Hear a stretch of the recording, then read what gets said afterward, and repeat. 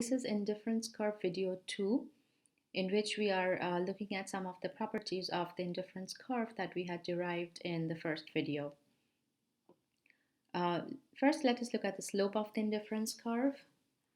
Generally, an indifference curve will have a negative slope, which means that as you increase the consumption of one good, you have to decrease the consumption of the other to stay on the same indifference curve. Note that this U0 stands for the name of this indifference curve.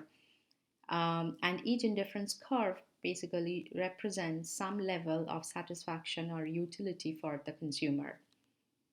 Higher indifference curves will represent higher levels of satisfaction. So the slope, as we see, is negative or less than 0. This means that if you want to increase x,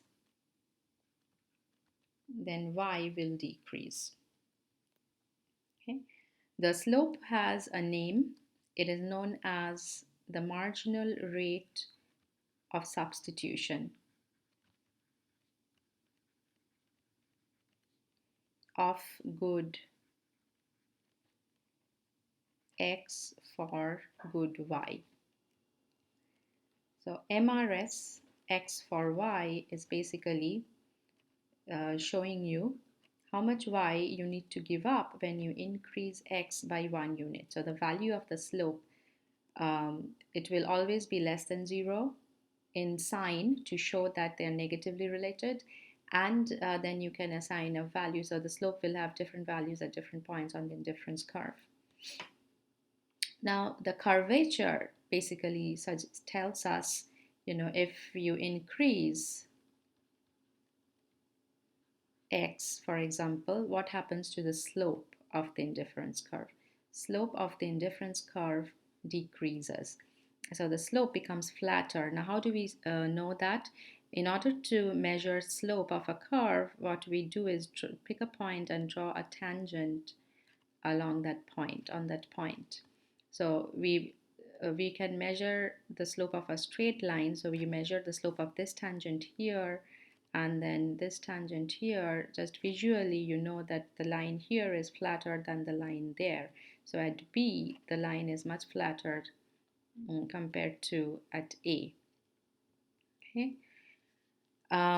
So this is what we are saying here, that as x increases, slope of the indifference curve decreases, which makes the indifference curve convex.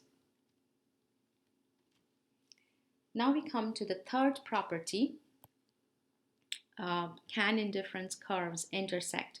Now before we do that, let me go back to the curvature and just restate this. So another name for this is diminishing MRS, which means, so MRS x for y, that is, as x increases, MRS x for y decreases. So this is known as diminishing marginal rate of substitution. Intuitively, it makes sense because the more x you have, the less amount of y you would be willing to give up for another extra unit of x. Okay, now let's move on to the third property. Can indifference curves intersect? If you have noticed in other graphs of indifference curves, when we draw the indifference map, the indifference map is a set of indifference curves which shows you all possible combinations of x and y. Typically, these are parallel lines. Okay, they are drawn as parallel lines. So if I wanted to draw an indifference map, then U1 is another indifference curve, and so is U2. Each represent higher utility levels, and also they are parallel to one another. So why am I drawing parallel curves? Can indifference curves intersect? So here we have two indifference curves that intersect. So let's see what they imply. Note that A and B are both on U0, which means that A, the consumer, is indifferent between A and B. Similarly, B and C are on indifference curve U1, which implies the consumer is indifferent between B and C. Now, transitivity, we know that, we have to assume transitive preferences. So transitive preferences imply that if this is the case, then uh, A and C should be equivalent to the consumer, or the consumer should be indifferent between A and C, which means they should lie on the same indifference curve, but they do not. Therefore, so this is violated. So this assumption is violated. So remember, there were three assumptions defining preferences, and one of which was that preferences have to be transitive. So that assumption is violated, and therefore indifference curves cannot intersect.